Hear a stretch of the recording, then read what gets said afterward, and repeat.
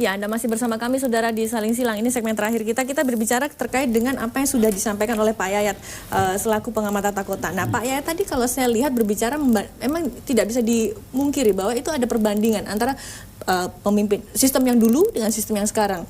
Ada jangan-jangan insentifnya mungkin dikurangi, jangan-jangan seperti itu, atau mungkin jangan-jangan pengawasannya mungkin agak lebih longgar sekarang sehingga ada pompa yang rusak dibiarkan saja. Pak, ada pengaruhnya nggak sih Pak Nelson antara ada gubernur yang dulu dengan gubernur yang sekarang? Kalau di kami di sumber daya air sih tidak ada perbedaan, Bu. Saya nggak tahu kalau di SKPD lain. Kalau kami memang dari kepala dinas tetap kita ditugasi oleh beliau harus bekerja sesuai dengan tupoksi kami, bagaimana genangan itu sampai tidak ada gitu sih, Bu. Tapi kan memang untuk ini semua kita tidak bisa bekerja sendiri. Untuk saluran-saluran yang menyempit kita ada berkaitan dengan lurah, camat, wali kota. Kemudian juga kalau memang kita mau memindahkan mereka, kita berkaitan lagi dengan dinas perumahan untuk memindahkan mereka ke rumah-rumah susun. Jadi memang upaya-upaya untuk mengatasi DKI Jakarta dari genangan banjir itu tidak bisa ditangani hanya oleh Dinas Sumber Daya Air. Pak Agung mungkin ada komentar? Iya, jadi apa yang kita alami saat ini, ya mau tidak mau kita juga harus mengatakan bahwa ini terkait dengan sistem yang telah dilakukan pada masa-masa sebelumnya. Jadi bukan hanya kemudian akibat dari pergantian gubernur. Ya, pergantian gubernur, tidak. Tapi seperti tadi Pak Yayat bilang, ini merupakan sistem yang memang harus kemudian dijaga. Dan yang kedua yang saya akan tekankan adalah bahwa memang masalah banjir ini adalah masalah kita semua. Bukan hanya sebenarnya bukan hanya sekedar SKPD, bukan hanya pemerintahan, tapi masyarakat juga. Ya, banyak bukan yang hanya harus pendukung dilakukan. Anies, pendukung Ahok. Bukan hanya pendukung dan banjir nggak milih. Ya. Pak Nurman pendukung Ahok dihantam banjir, enggak gitu ya. Jadi semua kena, ya baik itu pendukung Anies, ya kan Ahok beneran.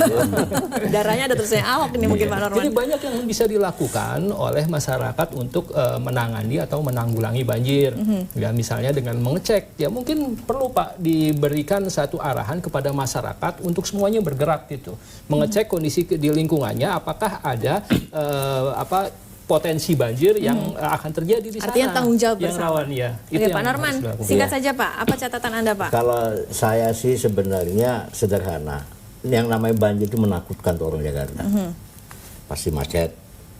Stres kita dibuatnya tuh. Ada korban. Bukan itu saja, ekonomi juga tinggi. Ini jadi masalah ini kalau nggak bisa menanganin. Beras bisa naik, so bisa. Kenapa? Orang pasokannya dari daerah, bagaimana mau masuk kalau banjir? Ya ini juga masalah ya. Jadi dari segi ekonomi dan kerugiannya luar biasa. Belum stresnya. Bayangin Anda tinggal di mana Pak sekarang? Saya di Rempoa, Bintaro. Berapa jam? Saya naik kereta. Oh, alhamdulillah. Saya nggak dari sini ke Tampere bisa 1 jam lebih, Pak.